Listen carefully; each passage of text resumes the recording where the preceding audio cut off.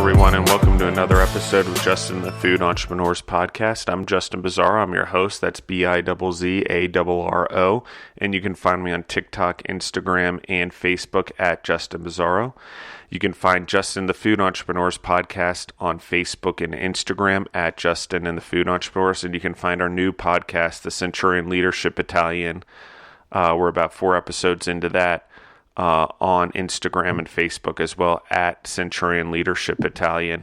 And you can find that podcast on iTunes, Podbean, and Spotify right now. We are not yet on Google Play. We are waiting to be approved on that. So thank you everyone for listening in. Thank you everyone for all the questions about the summit. I'm still getting a lot of DMs related to the Food and Beverage Entrepreneur Summit, June 3rd and 4th in Milledgeville, Georgia.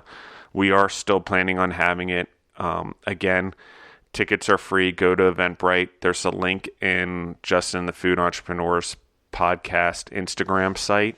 You can click on the link and you can get your free Eventbrite tickets there. If we end up not having it in person, those tickets will get you access to the live show that we will do through Facebook and YouTube. So that is the plan, is we will still do the motivational speakers from 8 to 12 on the 3rd and 8 to 12 on the 4th.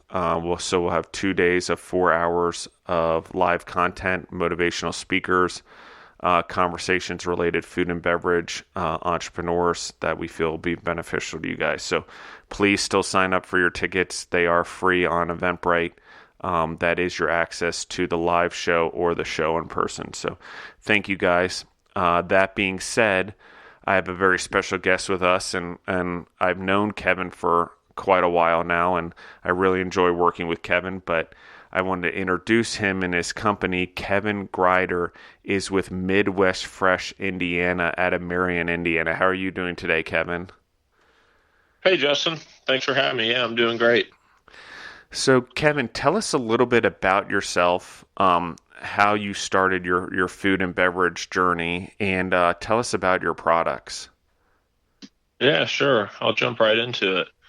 I was actually kind of curious about the Milledgeville show myself, so I'm glad you went over that before we jumped in here. I went to culinary school and also went to business school, and I have my culinary certification, hospitality administration, and restaurant management degrees.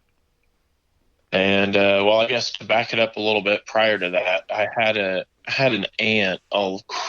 I don't remember the exact age now. I was, I think, 16 or 17 when she passed away. But before she passed, she made me kind of promise that I was going to be a chef or grow up to be a chef. And she was on a real special diet, and I would go over there and cook with her every day. And it's just kind of what came of it. So I was in college, and I was just taking general classes because, like everybody else, I didn't know what I wanted to do. Yeah. And I just look back and realize that I told my Aunt Becky that I was going to be a chef one day. So I switched gears and went into the culinary program and just dove on in. It was something that I was already comfortable with. So the classes were relatively, up my alley, so to speak. And everything worked out real well for me. So I did an internship at a private country club in my hometown of Marion, Indiana. And then I left from there and went to Carmel, Indiana, which is a real nice area of the state. And there's a couple private country clubs. I worked at the place called the Bridgewater Club, which was extremely high end. And I was the sous chef and also the kind of like an event coordinator on the kitchen side for all of the events on the golf course. So they called it an outlet manager, but I hired the staff and wrote the menus for the, like the 19th hole. They called it the Green Jacket, and the pool cafe menu and the halfway house. And I scheduled all the beverage carts and handled all of the on-course food and beverage for the fundraiser functions that we would have. I was responsible for like the Finish Line Youth Foundation and the Lids Youth Foundation, and it ended up being anywhere from $3 to $7 million a year in grant money and money that was given to these foundations from some of the members and some of the attendees. So it was a pretty cool gig, and spent a short stint, about a year, at a hotel in Indianapolis called the Marion, and left the Marriott and went to Guam. Wow. So that was a huge change. Everybody asked me what in the world I was doing, but Yeah. you know, at the time, my sister, I have an older sister. Actually, I have two sisters, one younger and one older. And my older sister graduated high school like co-valedictorian and went to the Naval Academy in Annapolis, and went on to fly planes, and then went on to fly helicopters, and was stationed in Guam. So I was actually just going out to visit her for a while because I needed a break. You know, I was working.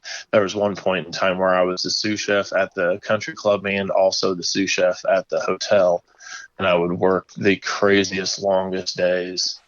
And it just got to the point where I kind of needed a break, and I thought I'd go visit my sister in Guam. It was kind of sporadic, but honestly, it was some of the best time of my life. I loved Guam. It was awesome. The culture there is amazing. Have you ever been there? I have never been there. No. Okay. It's funny because people used to joke around when I was growing up that I lived on a farm kind of away from all my friends, where my friends went to school, and they were always like, "Oh my gosh, Bizarre, you live so far away. You live in Guam." So like I'm like, okay, this place is far away. So no, it's a Pacific island. Just to give the audience reference, internationally, it's a U.S. territory that's in the Pacific Ocean. But anyway, go ahead, Kevin. I wanted to let you continue telling your story. Yeah, that's okay. Yeah, Guam is kind of, I don't know what state you guys are all in, but I'm in Indiana. And if you look on the globe and put your one finger on Indiana and then kind of just put one finger on the exact opposite side of the globe and take a look, and you're probably going to be pointing at Guam. So the plane ride, after I got to Hawaii, there was still 8.5 hours of plane ride left. That's unbelievable. Yeah, it was a very long plane ride. And then on the way back, we went, instead of through Hawaii, we went from Guam to Tokyo to Detroit. And that Tokyo to Detroit flight, let me tell you what, it is. I mean, I'm so glad there was movie theater screens in there, because I would have pulled my hair out. Yeah, those are long flights. Yeah, that's very long. So anyway, I'm literally in the airport, and I'm getting ready to board the plane, and I get a phone call from my sister, and she says, "Hey, Kev, I am getting emergency deployed right now." Ooh. My sister in Guam that I'm going to visit on the other side of the country is not going to be there when I get there. And she says, I'm going to have the locals there are called Chamorros. So that's just like slang for what they refer to themselves as. So she says, I'm going to have one of my Chamorro friends pick you up from the airport. He's going to have a sign like a limo driver that has your name on it. And he's going to take you back to my apartment and give you my keys and give you the keys to my car. And, good luck.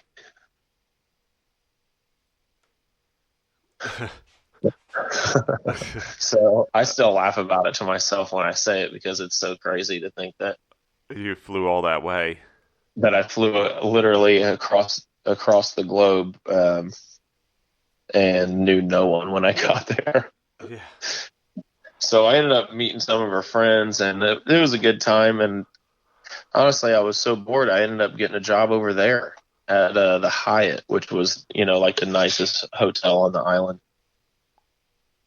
Oh, The man, island that's itself is incredible. kind of crazy. It's third world, and then there's areas of it that are not third world that have been like Americanized. So you'll be out in the country. When I say country, I guess jungle, but it's not that big of a place because you can drive around. You can drive the beach of Guam all the way around the entire island. And keep in mind the speed limit is 30 miles an hour, and the trip will take you about an hour. Oh, so it's tiny. It's very small, yeah. But there's areas where um, there's literally shipping containers of neighborhoods of shipping containers, and people just live out there in those shipping containers. And then you get into, the downtown district, and all of a sudden there's Rolex shops and BMWs and Range Rovers, and it's just kind of mind-boggling to see the difference. There's Yeah. huge complexes on one part of the island, and then the rest of the island doesn't even have running water. So anyway, to jump back into it, I stayed on Guam for about a month and a half, 2 months maybe, and worked at that hotel and just kind of got tired from not knowing anybody. And I did make some friends, and I did actually go hunting in the jungle with one of her military friends. He wanted to take me in the jungle, so that was an exciting adventure. The fruit was amazing over there. I really enjoy fruit, so I thought it was awesome just to be able to walk down the road and pick pineapples out of the trees, and the mangoes were. I mean, I still dream about how good those mangoes were. I mean, I'm a little bit like there's even a jungle. I mean, my understanding is that the island is like not even 25 miles long. I think it's so. I mean, there's all this different neighborhoods. I mean, I assume there's a lot of tourism there just based on being a U.S. territory in the Pacific, but I'm not sure. And you have the naval base there, as well as the ability to hunt, and then there's animals running around. Yeah, it's honestly it's one of these places like I don't know how to describe it other than to say it's the Wild West. Like you could literally go out there and there's no regulations on fishing or hunting or anything like that. There's no DNR. There's no, the police on the island is the military police. And there is a Interesting. decent amount of tourism. It's a lot of Japanese people, and it's crazy to go from, the States to a place like that, because over there, the convenience stores, around here we have 40-pound bags of Morton salt, and around there they have 40-pound bags of rice Yeah, at the gas stations. it's incredible. Just pallets of them stacked up. I guess I would like to talk about the poke on the island. Yeah. To get back to food. That was some of the best poke I've ever had in my life. You could go down to the wharf or wherever these, the boats are coming in at, and buy whatever fish they caught, and then they also would sell pre-made. They had an assortment of different pokes, but they were all awesome. I would go down and buy some and walk the beach. It was a lot of fun. So I left Guam and came back and ended up opening up a restaurant real close to my hometown. A lot of people know who James Dean is. Yeah.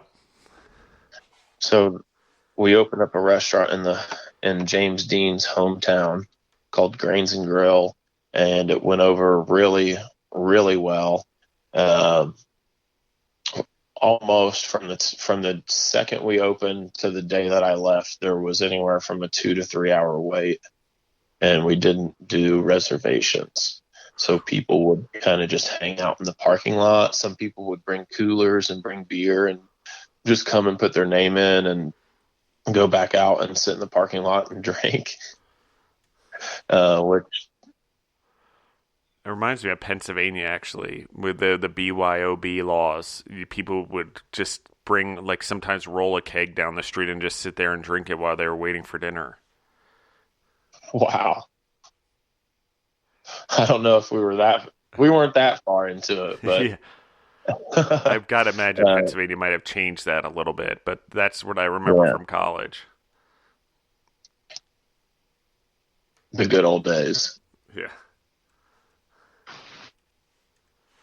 So you open up the restaurant, and then sort of what'd you do from there? Yeah, well, I guess to get back on that, while I was at the restaurant,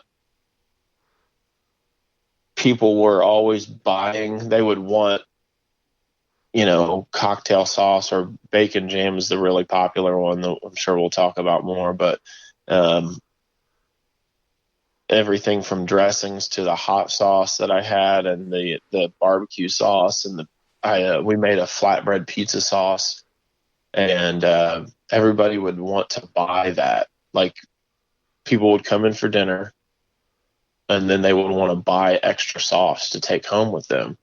And at first, I just told them we didn't have it available, and then so many people had asked that I started putting it in foam cups and selling it to people.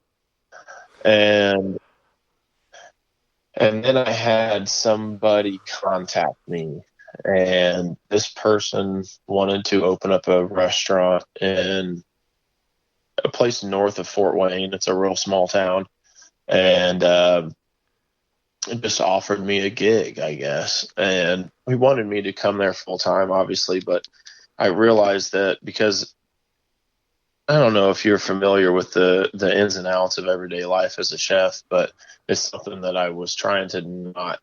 Yeah. I didn't want to work 85 hours a week anymore. I just had, I had a son very recently, and that at the time we were just kind of pregnant, but I knew what was coming. And I also knew that the owners of the current restaurant I was at were always on me about cutting labor costs and, fine tuning everything. So one of my solutions was that I was going to go and help out this other guy that wanted to open up the bar up north, and start a product line of all the products, all the sauces that I've created that everybody likes to buy and take home. And I launched my company in July of 2017 as a consulting firm. And I opened up the bar up north, and then I came back to my hometown and opened up a brick oven pizzeria. And about the time I opened up the pizzeria was when I was really getting my sauces kind of, I guess, ready to sell. And we could talk about that for a long time too, because, being a chef, you're used to not necessarily making off of a recipe. Yeah. And when you go to make something with a nutrition label, and it has to be exactly the same way every time, and has to taste exactly the same way, consistency is a huge deal. And then also finding facilities that are able to make it for you. I never really had any intention of only staying inside my state, so I knew right away I was going to have to go with a place that had some certifications and that was going to be able to put out a decent amount of product. So about the time I was working on the pizza place, my products finally got to the point to where I was comfortable selling them, and I placed orders, and everything was in gallons at first. And I changed the menu at the bar that I opened up north, and I wrote the pizza menu to have my pizza sauce on it. And so the bar, which was actually having trouble with the staff getting the recipes right to begin with, was really grateful, because now they had consistent product that was exactly what they wanted it to be, and they didn't have to bring in, the prep cook as early to make that stuff anymore. Yeah, I think that's a huge part of restaurants and stuff like that is that consistency and trying to get it right all the time. I'm not a chef, but obviously I'm in the food space, but trying to keep those recipes consistent in the restaurants or things like that and changing a staff is always a difficult thing. Yeah, absolutely. And I think there's, you know, I honestly think there's a fine line between having a menu that is completely not from scratch and then having a menu that was creatively built where you have items you utilize that come in somewhat ready to go or are already prepared, and then you make some of your highlighted items from scratch as well. Yeah, And absolutely. I think the best restaurants know how to have a feng shui with that, and that's how they're able to push out a lot of food, and that's how they stay busy. Yeah. And I got to tell you, Kevin, and we do a lot of hospital and long term care feeding as well, and it's the same fine line. There's certain things that we bring in pre made, but a majority of our stuff is made from scratch. But we have to balance that line on the things that we can make. You know, baking is one of those things we bring in. We don't make it from scratch. You know, because to run a bakery and a food production facility is two major tasks and allergies and all that. So, but it is one of those things where you have to balance it to actually get the food to taste well as well. I mean, people always think hospital food tastes bad. I guarantee you, if you've had bad hospital food, it's because it's all pre-made. You know, so Sure, I've had decent hospital food and I've had bad hospital food, so yeah, I totally know what you mean. yeah. So anyway, I didn't mean to interrupt, but I just really want to emphasize that point, and I think it's so key, right? It's you want to balance that because of profitability, but you don't want to go so far in one direction that the food is terrible. Right. You don't want to make it so generic that it's not cool. Yeah, exactly. Yeah. So I after the pizza place opened up, I'm trying to think of where I went next. There was a place in Muncie, Indiana that I wrote the kitchen plan for, and then I came back and oh, you remember that country club that I did my internship at? Absolutely. So it went up for sale. And some people that I know that are actually really good friends of mine, and it's where they have a building where my warehouse is, where I keep all my product. I told them about, the country club going up for sale, and they're entrepreneurs and philanthropists, so they bought the country club to do the city a favor because the city itself of Marion has not really done that well, and we're not really sure what was going to happen to it if somebody didn't buy it. And they were gracious enough to do it, so it's been going great for them. And I helped them, rewrite their menu there as well, and bring in some new kitchen staff and hook them up with some suppliers, so on and so forth. Trying to think of the exact date. I think it was February 2 years ago. I launched my initial retail line. And I say initial retail line because I actually kind of changed things up and relaunched it about a year later. And so my initial retail line had a couple of vinaigrettes in it that I no longer make, and it had a marinara sauce that I no longer make. And I did not have the spicy bacon jam or the new blackened rub or the bourbon barrel mustard at that time. And to be completely honest, I tried to do a lot of things myself when I started my company, and it was mainly because I was starting, without investors. So Yeah. everything from doing my own graphics work to literally anything I could do myself, I Yeah, would do it bootstrap myself. yourself. Yeah. Exactly. And, I wish I could show a picture on this podcast of my original labels because I was really proud of them, but man, they were terrible. No, I know that feeling. I definitely been there. Where you try so hard, you're so proud of yourself, you taught yourself how to design a logo, and it's just horrendous, but you have such pride around it. Right, exactly. And it takes some outside looking in for, one of my friends has to smack me on the back of the head and be like, hey, dude, that looks horrible. Yeah, the dose of humility right there. All right. Uh, So about a year later, I ended up relaunching the product line with a new logo, new graphics, new label, new printing company, new artwork company, um, new marketing company, and man, I don't know where to begin. It took off so well. Um, the bacon jam and the spicy bacon jam are the best sellers by far.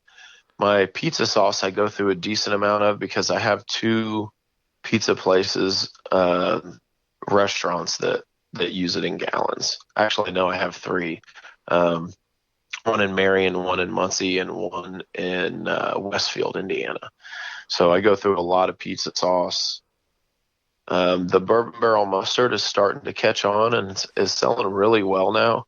Um, Sometimes, you get orders from distributors and it won't have any cocktail sauce or it won't have any hot wing sauce. But now pretty much every order is having the bourbon barrel mustard on it, and they always have the bacon jam and usually the pizza sauce. Um, so and I mean, what was the decision? I mean, when did you decide? Why? When? I guess were you making money? Is that why you had enough money then to sort of steer the brand in a I won't say a different direction, but rebrand it the way that you did? Was it because you were having success that you decided to take on that expense? right. Well, also at the same time, so my first year, even though I didn't have the greatest labels, I still was out selling product and I was consulting, opening up restaurants, so the business was making money. And at that point in time, I talked to a couple of my college friends that ended up becoming kind of investors, and they have invested in a couple other companies. And then also my good old grandpa came through, and we established a value for the business and created changed the LLC to an S corporation, and I sold 30% of my company to give me the money to get everything going with the new labels and the marketing and the graphics fees and kind of the whole nine yards.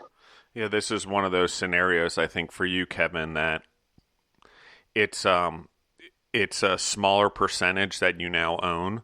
However, it's a much larger pie because you took that smaller percentage. So the amount of money and profitability and revenue that you've gained by getting a smaller piece of the pie is it doesn't matter because the pie is so much larger now. Right. That's the best way to look at it. A lot of places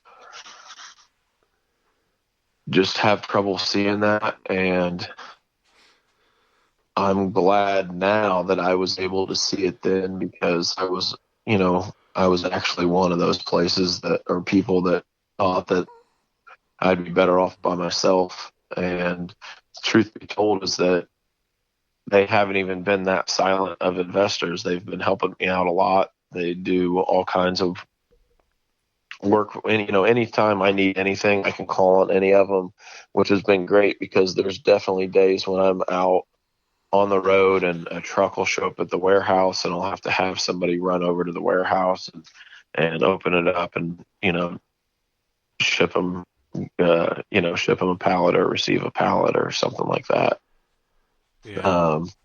It's been really good. And I think without it, I don't know where I would be. I would probably still be struggling to make ends meet because I was able to, the money that they gave me, it was not like they gave it to me. They bought it from the company. So, the company was then able to go out and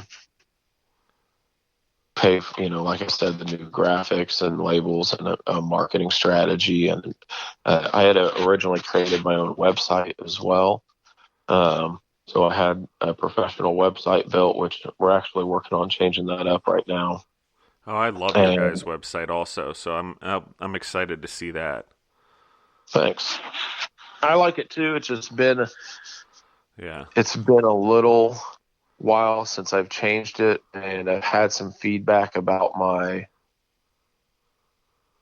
the video that plays when it first comes up, like the home screen video. I'm trying to put off more of cause we are a small batch company. We don't make, huge batches of anything. And we're also, I started this company by actually going and buying product from farmers around this area. So I've always kind of wanted to put off that farm fresh feeling. Yeah. Um, so sorry, go ahead. No. I'm listening, and I love the way that, well, obviously we like your product. I've tasted it a few times, but I think the way you've come about it and grown yourself slowly and had the patience to do it over time, and the success that you've had also in a short amount of time, because you've sort of let the opportunities come to you and present themselves, I think it's just really cool, Kevin, and your products and stuff like that. I'm hoping your product line grows because I think you have such great products already, that it's just kind of cool. I sort of wonder what's going on inside your head and what the next steps are. We talked about your revamping the website and things like that, but what is the future that you hope for Midwest Fresh? Well, that's kind of what the whole image that I was kind of talking about leads into. And the image for Midwest Fresh, or the future for Midwest Fresh, that video that played I got some feedback that it didn't give off that farm fresh small batch feeling. So that's one of the things that we were going to change on the website. And I want that to kind of portray the image that is Midwest Fresh. So while we've been growing rather well, I think the last 2 years we've grown 50% year after year. So that's been great. And I don't want to come off as a company that's,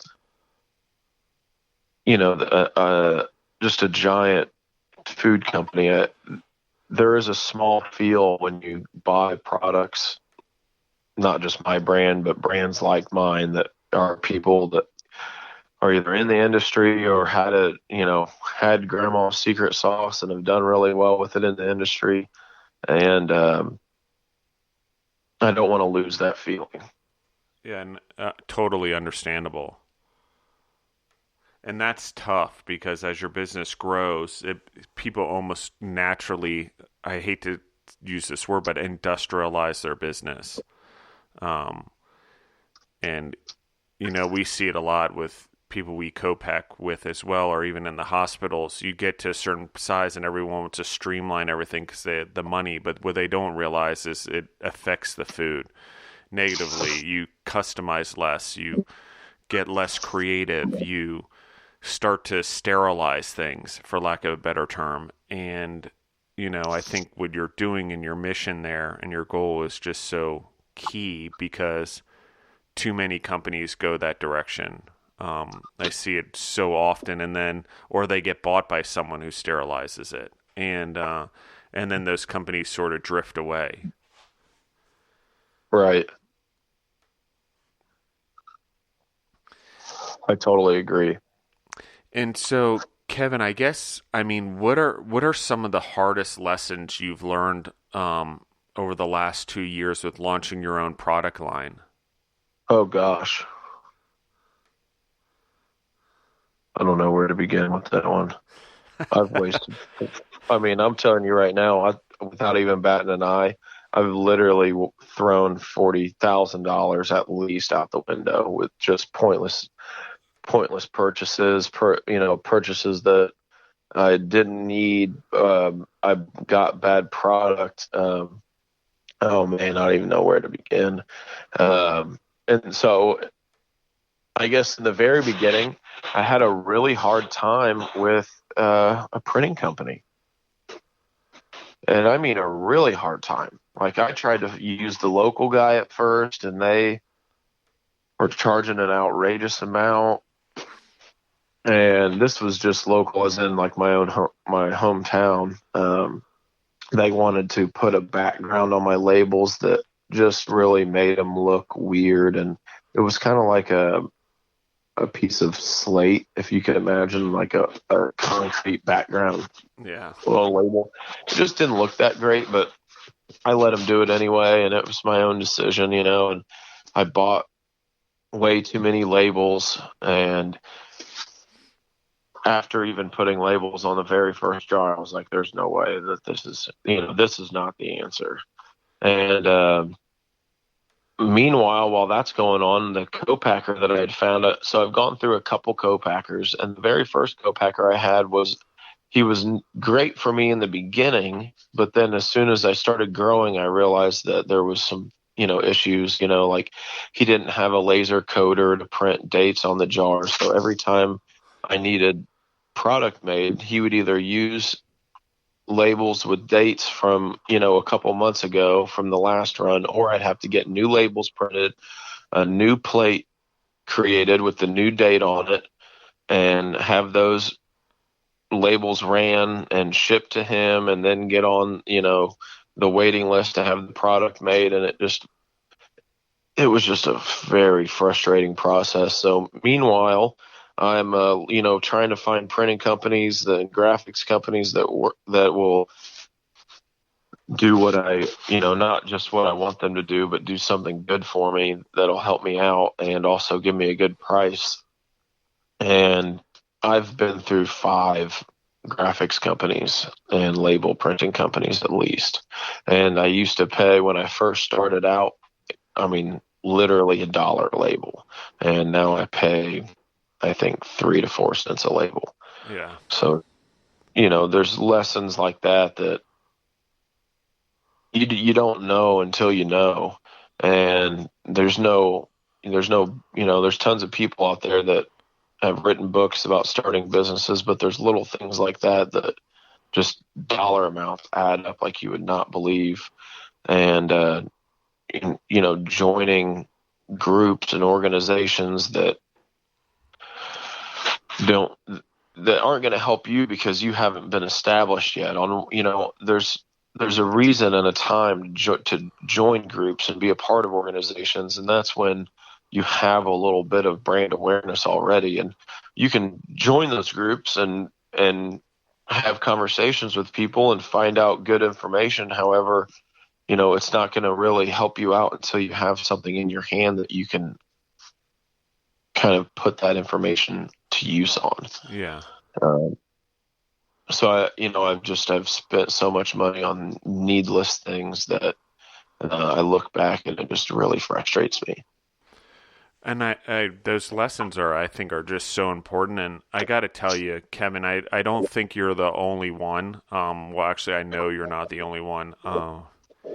And in our business, I have a lot of people I mentor with and a lot of people I work with. And right now, with everything going on with the coronavirus, it's amazing how many people are coming out of the woodwork to work with us and exposing they're now looking at the numbers. They're not just trying to get a product out the door. They're trying to figure out how to weather the storm. And one of the things I'm absolutely amazed about is a couple things. How much money people are paying for logos. Like there's things like 99 Designs out there that you can pay $299 for a logo. These people are paying like $10,000 for a logo, which I'm a little bit blown away by. $2,000, Wow. $10,000. They're also paying these consultants. They have these business, food and beverage consultants that a lot of these people have hired that have now come out through Instagram and Facebook. And people are paying them, a couple $1,000s here and there, $2,000, $3,000 a month to be a consultant to them. And I'm like, they're giving you this advice or whatever it is, the labels being one of them. They didn't catch that a label's $1. We're in a world where you can print to whatever you need, and you don't need plates. And packaging, you're paying $3 for a glass jar. But what happens is once you really dive in, it's like amazing. There's a couple things going on. One is there's a lot of printing companies that overcharge and take advantage of people, like in my opinion. And I don't think they do it on purpose. I just think that they see the ability to profit, and they're trying to profit and run their business. And there's ways that you can find and people you can find to print better labels. Same with packaging. There's a lot of packaging companies out there. Do your homework. $3 for a glass jar, that's insane. Glass jars are expensive, don't get me wrong. But like I heard that and I'm like, oh my gosh, you're paying $3 for an 8-ounce glass jar. And I've got the same story with boxes. Yeah. Just cardboard boxes, Yeah. Same. Yeah, exactly. The packaging and the cases. And then the other part is I just want to touch on this on the podcast because I'm dealing with it a lot right now, and I'm trying to tell people, I got to work with the clients that we have in the pipeline and are onboarding before I get into new clients. But they're desperate. And one of the things that I really want to encourage people is if you have a consultant out there or you have someone you're working with that claims to be a food and beverage entrepreneur or startup specialist, you really need to dig into their background and ask for credentials, because there's so many young 20-somethings out there that are quote-unquote consultants in the food and beverage space that have never actually run a business, let alone a food and beverage business. So I'm like, how they're not going to know the things like that. That's why you look at the packaging right away. If someone comes to me, I'm like, what are you paying in your packaging? What are you paying in your food? Because those things that's the first thing people get screwed on or lose money on, and if a consultant's not helping you with that piece, because that is the basis of your entire profitability, you can add in labor or whatever, that stuff's pretty consistent. But it's just amazing out there, this thing that's going on, and people and relying on these people because they have an Instagram page or they have a website. I really encourage people to do their homework. Or if you're going to lose the money or spend the money, I suggest just learning it yourself. I'm like, I would rather take $10,000 and learn it myself than pay someone who doesn't know anything and blow it for me, and I still have to spend another $10,000 and learn it myself. So if you know some people that are paying $10,000, let me know. Yeah. No, it's funny that you say that, because I actually, just recently, I kind of, not completely, but I, for the most part, stopped charging consulting fees because it just wasn't what I wanted to be. Yeah. I realized that if I just went into these places and, this is kind of different because it's restaurants and not startup businesses. But if I went into these restaurants and just helped them out and gave them some pointers and answered questions, and chances are they're going to end up using my products. Yeah. And I'm going to get, perpetual sales from that. And I think the mindset when that happened. Now, so I say that, but there's a restaurant that I'm working on opening right now, actually, that even amidst this whole COVID thing, we're going to try to just be ready for when the epidemic is over with to open and do a whole launch thing. But now our strategy has changed, and we can get into that here briefly too. But yeah, absolutely. When I consulted for people, once I left, I had charged them this money, and done all this work for it. In one place in particular, I had created, they wanted the whole 9 yards. So I did the front, the back, their POS system, then input the menu and the mods into the POS system. I don't know if you're familiar with that, but that takes a lot of time. Yeah. And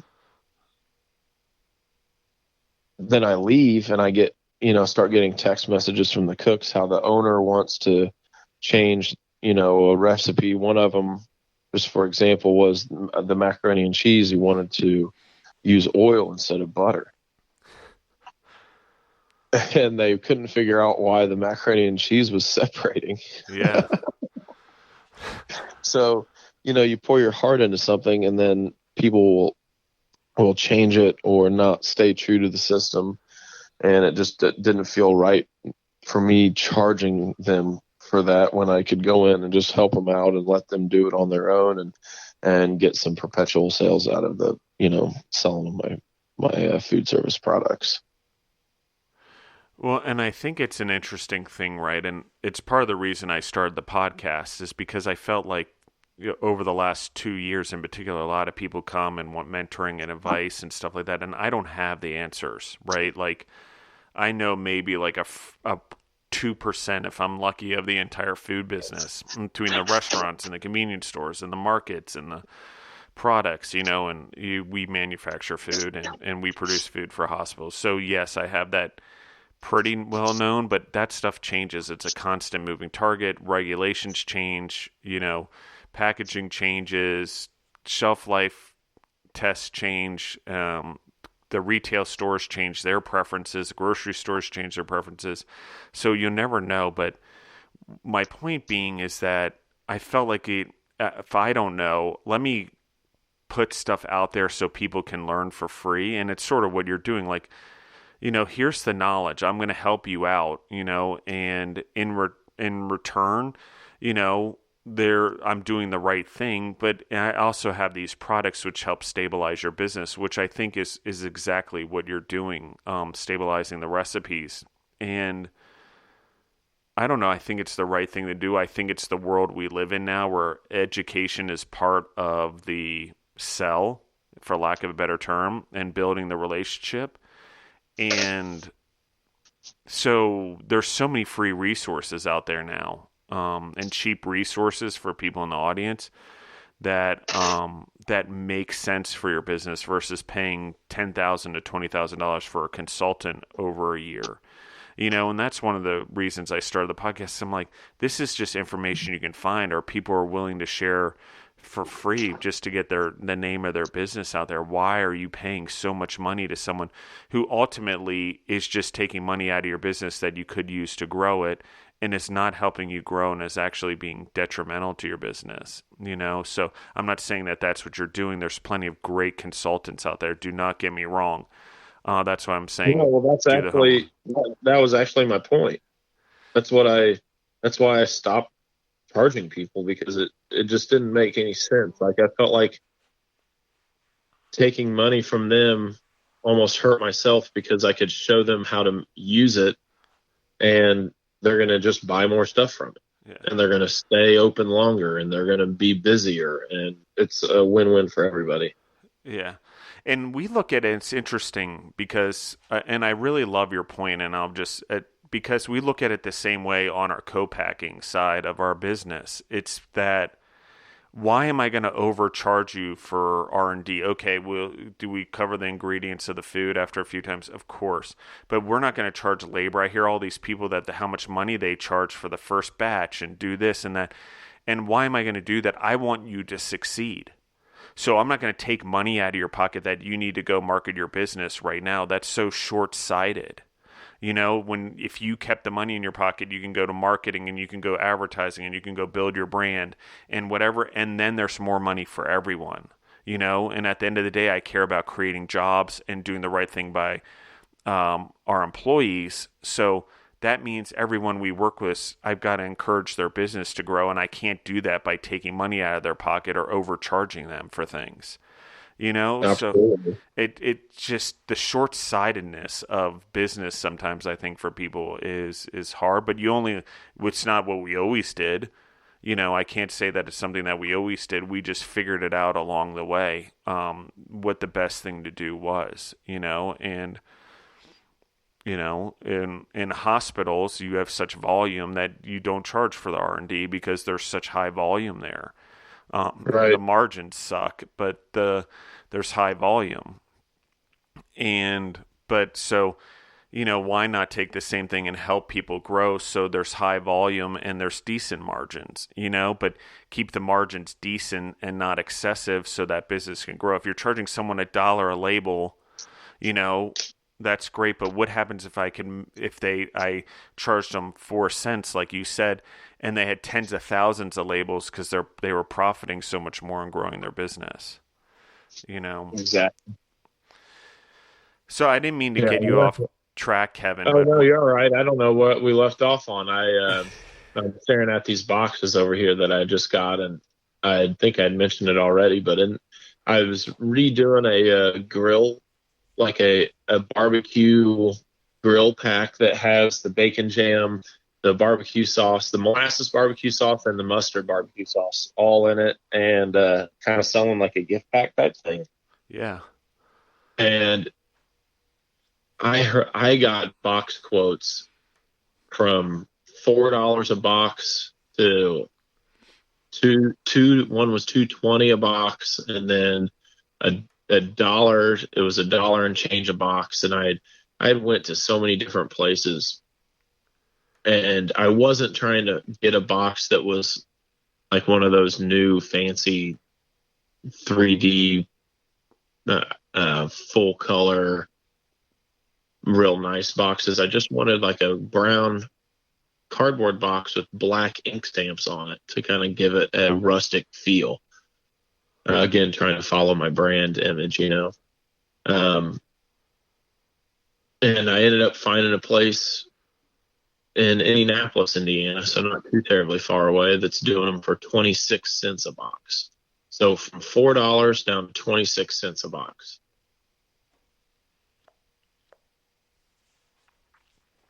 That's incredible.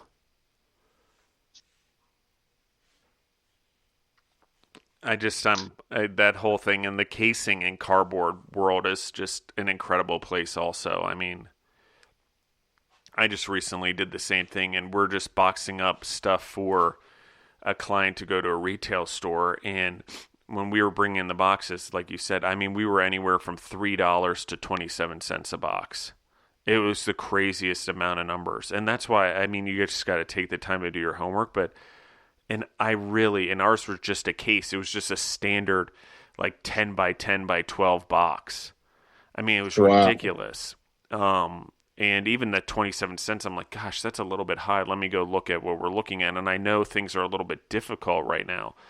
But, and people are trying to keep their doors open. But, I know that, $3 a box, like I know what you're doing. You think that, that everyone else is trying to look for boxes in desperate times. And you're all of a sudden quoting me almost twice what you did last time, even though I didn't buy from you last time because it was too high. Now you just doubled the quote on me.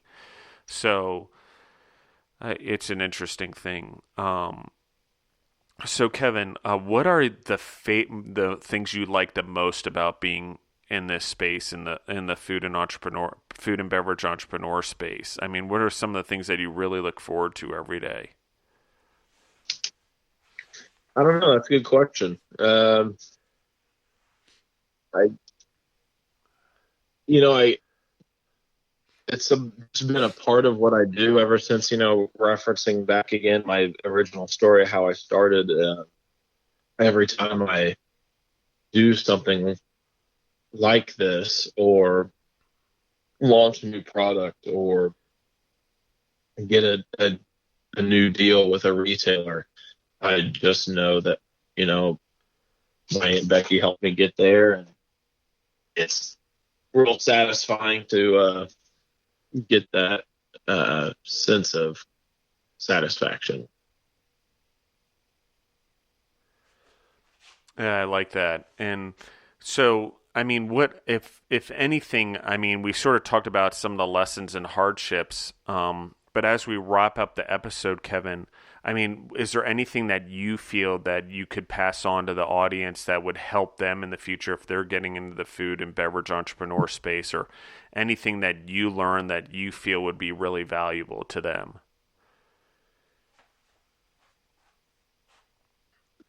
Though there's so many things, I I would say that if anybody cares to, you're more than welcome to shoot me an email. You can contact me on my website. It's mwfresh.com, and I'd love to answer any questions that you might have. And I'd say that probably one of the biggest things is to get a couple quotes, no matter what you're doing, because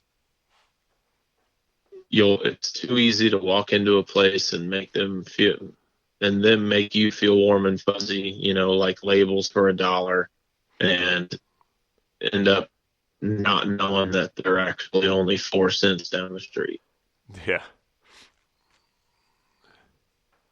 So that would be a big one. Definitely getting a couple quotes on everything that you do. And nowadays, I feel like as far as strategy goes, when I first started my company, things were slightly different, even though it was just a couple years ago, because the world was still focused on social media, but a couple years ago, there was still other avenues of kind of getting your business out there. And in today's world, social media is the platform that everybody is on and everybody uses. And the best way to kind of start building a brand is to hammer social media. And it's something that I'm actually kind of going back on and trying to start now. Yeah. Because I didn't think it was quite as important in the beginning. I was more focused on just having these cool products, and I have these jars, and it was selling decent enough, and I just didn't put the time into it. If I started posting pictures on Instagram when I first started my company instead of just, a few months ago, I can't imagine where I would be at now, because I know that I get a lot of online orders through social media, and them following links to the website or to Etsy, and especially in times like right now with this whole COVID thing going on. While my food service sales have obviously plummeted, my online sales have picked up, and the retail sales are going okay. The retail stores are getting hammered everywhere. So I'm glad that I am in good spots in these retail stores, and I'm glad that I started the whole online presence thing when I did. I wish I would have done it sooner, but I would definitely, you never know what you're going to need to be ready for. Yeah. And I guess hammering it from every angle, irons in the fire, burning at all times, and you don't fail until you quit. Yeah, it ain't over till it's over, and if it ain't, Right. and if it ain't good, it ain't over. So, Right. I think I think that might be the best advice, actually, is that, it might be tough, but as long as you don't quit, you haven't failed. yeah, exactly. I agree with that. I love that. It's so true, Kevin, what you just said, and I think too many people fail before they've got to the finish line, and because they gave up. And the reality is there's no overnight success. There's no overnight booming business. There's no overnight. You don't raise a child overnight. You don't. You can't accomplish a business overnight. You can't build a business in a few days or a year or 2 years. It takes a lifetime of experience to even start a business to get it where it is. And then as a business, you just continue to grow it and put time into it to get it to grow. And the time is necessary, and the lessons are necessary. Without them, you don't learn how to pivot or grow or what your audience actually needs. Or during times like this, you aren't set up to succeed. And for you going into the online space and what's going on now, it's sort of an avenue for your business to keep moving forward. Absolutely. So Absolutely. thank you, Kevin, so much for coming on the podcast. And, I look forward to having you back on in a few weeks. We can have another conversation. Hopefully, when all this COVID stuff is done and we're out of the pandemic, we can hop back on and do a part two, because I think just so much of your insight and where you are and where your business is, I'd love to continue talking about it over another episode. Yeah, thanks. I'd love to be on again.